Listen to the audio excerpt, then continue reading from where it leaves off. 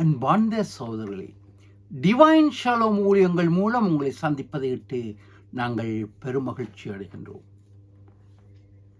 இன்றைய 30ஆம் திகதி நவம்பர் மாதம் 25ஆம் ஆண்டில் உங்களை தேவ ஆசீர்வாதத்தில் நாங்கள் வாழ்த்துகின்றோம். இதுவரை சப்ஸ்கிரைப் செய்த உங்கள் யாவருக்கும் நாங்கள் எமது நன்றியையும் வணக்கத்தையும் நாங்கள் தெரிவிக்கின்றோம். அன்பானவர்களே, உங்களுடைய ஜெப தேவைகளுக்கும் ஆலோசனைகளுக்கும் எங்களுடன் வாட்ஸ்அப்பில் தொடர்பு கொள்ள முடியும். இலவசமாக தேவ பணியில் உங்களுக்கு சேவை செய்ய காத்திருக்கின்றோம். இதுவரை சப்ஸ்கிரைப் செய்த உங்களுக்கு நன்றி. செய்யாதவர்கள் ஒரு தடவை தயவு செய்து செய்யுங்கள் சப்ஸ்கிரைப். உங்கள் நண்பர்களுடத்திலும் இக்காணொலியை பகிர்ந்து கொண்டு தேவ ஆசீர்வாதத்தின் விஸ்தாரத்துக்கு, ராஜ்யத்தின் வளர்ச்சிக்கு உறுதுணையாக இருங்கள். தேவன் உங்களை பரிபூர்ணமாக ஆசீர்வதிப்பார். ஜெபம் செய்வோம். கர்த்தாவே, வேளையிலும்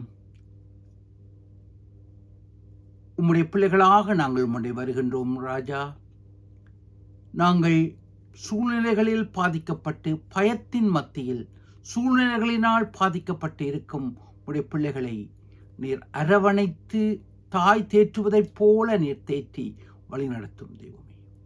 சரீர வியாதிகள், மனக்குழப்பங்கள், துக்கமான செய்திகளினால் பாதிக்கப்பட்ட பிள்ளைகள், இவர்கள் ஒவ்வொருவரையும் பெயராக ஆசீர்வதிங்கள் கர்த்தாவே.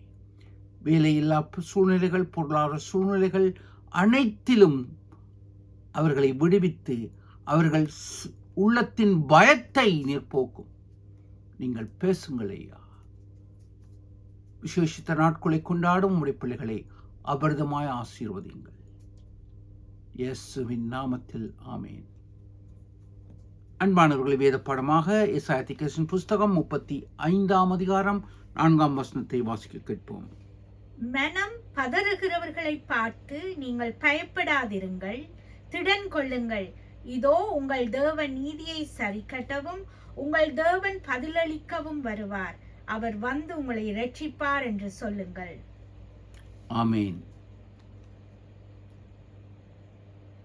மனம் பதறுகிறவர்களை பார்த்து நீங்கள் பயப்படாதிருங்கள், திடன் கொள்ளுங்கள். இதோ உங்கள் தேவன் ஆண்டவர் இயேசு கிறிஸ்து நீதியை சரிக்கட்டவும் உங்கள் தேவன் பதிலளிக்கவும் வருவார். அவர் வந்து உங்களை ரட்சிப்பார். இன்று மனம் பதறிக்கொண்டிருக்கின்றீர்களா என் அன்பு சகோதரர்களே?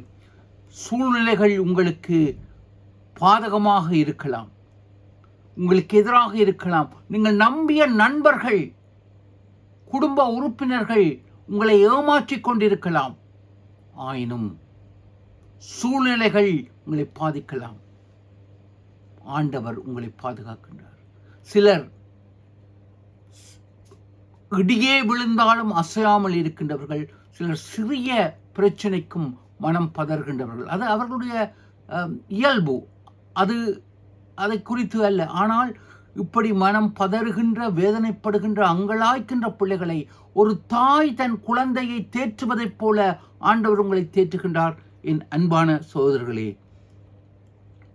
இன்று எவ்விதமாக நாங்கள் வாழ்ந்து கொண்டே இருக்கின்றோம். உங்களுக்கு உள்ளத்தில் சமாதானத்தை தருகின்றார். அன்பானவர்களே, எங்கள் வாழ்க்கை மலர் பஞ்சனையில் இருக்கும் வாழ்க்கை அல்ல.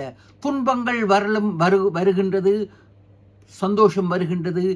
அங்கு எவ்விதமாக வாழ்க்கையில் இருக்கின்றது. ஆயினும் மனம் பதறுகின்ற உங்களை பார்த்து ஆண்டவர் இயேசு மனிதனாக வந்தவர், எங்கள் வேதனைகளை அறிந்தவர், உங்களுக்கு இறங்க அவர் உங்களை பதற வேண்டாம் என்று உங்களுக்கு கூறுகின்றார். அவர் உங்கள் அருகில் இருக்கின்றார், உங்களை நேசிக்கின்றார். ஆண்டவருடைய வார்த்தை எங்களை தேற்றுகின்றது. ஒரு காலகட்டத்தில் நான் அனைத்து சூழ்நிலைகளும் எனக்கு பாதகமாக இருந்த பொழுது, மனம் பதறிய சூழ்நிலையில் நான் நடந்து சென்று கொண்டிருந்தேன். எல்லாம் எதிர்காலம் இருட்டாக இருக்கின்றது என்ற பொழுது ஒரு கார், அதில் ஜீசஸ் நெவர் ஃபெயில்ஸ் என்ற ஒரு ஸ்டிக்கர் அந்த காரில், அந்த வார்த்தை என் உள்ளத்தை மின்சாரம் பாய்ந்ததைப் போல பாய்ந்தது. புத்துயிர் பெற்றேன். ஆசீர்வாதத்தின் கதவுகளை ஆண்டவர் திறந்தார். உங்கள் வாழ்க்கையிலும் மனம் பதறுகின்றீர்களா? உங்களுக்கு வேண்டிய ஆலோசனைகளை, கவுன்சிலிங்கை நீங்கள் எங்களுடன் தொடர்பு கொள்ளுங்கள். உங்களுக்காக கவுன்சிலிங்கை தர காத்திருக்கின்றோம். தேவன் உங்களை பார்க்கின்றார். கவலை வேண்டாம். சிந்திப்போம், செயல்படுவோம். ஆமேன். நன்றி.